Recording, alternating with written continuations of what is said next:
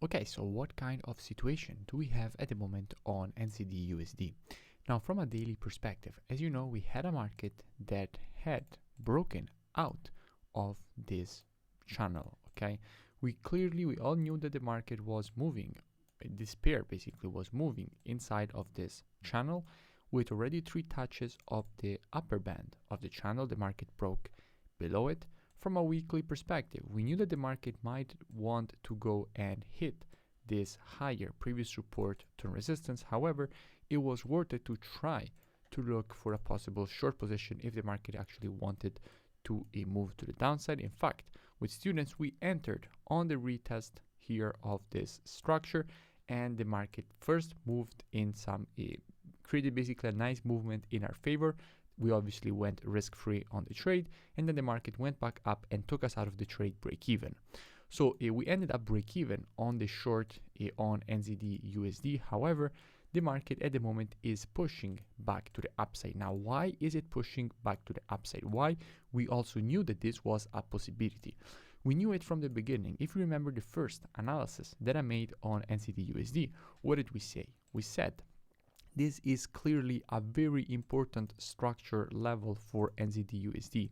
It was support here, against support here, and all the support is now turned resistance at this area.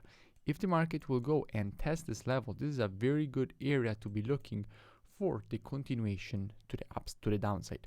Now, if we want to measure this retracement, how are we supposed to be doing it?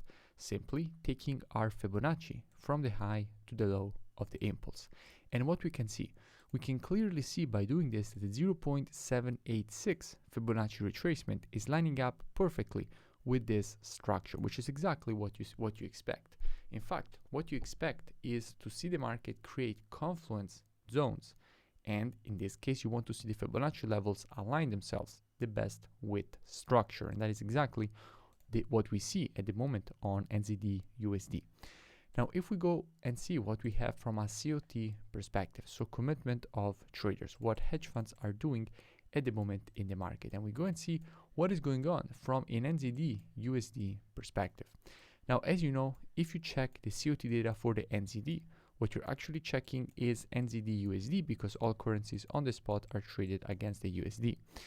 Now, what kind of situation we have? We can see that with the last reports, hedge funds have opened more short positions, bringing net positions a little bit lower, but not a big change anyway. In fact, we can see that with the previous 2 reports, hedge funds have added 3.6k long positions, more or less.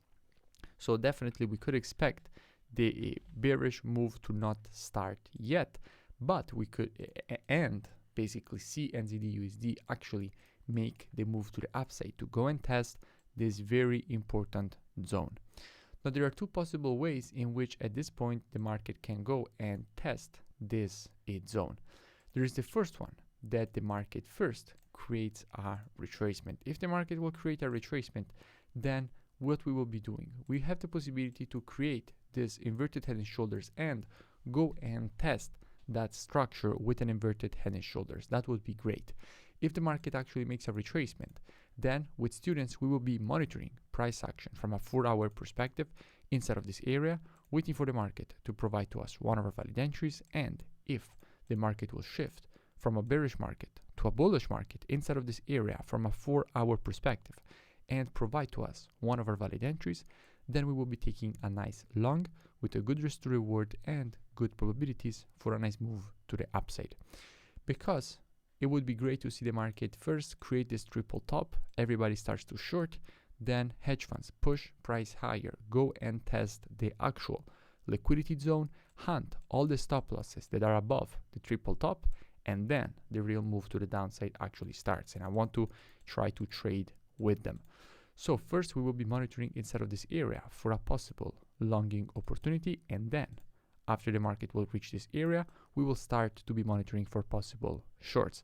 Or if from here the market will immediately go to this zone, then that is perfect as well, because at that point we will be immediately starting to look with students from a 4-hour perspective inside of this area, waiting for weakness, a shift from a bullish market to a bearish market, and for the market to provide to us one of our valid entries for a nice move to the downside.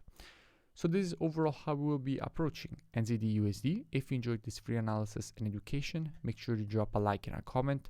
It really does support the creation of more free education and analysis for all of you. And I will see you in the next video. And as usual, never forget to be reactive and not predictive.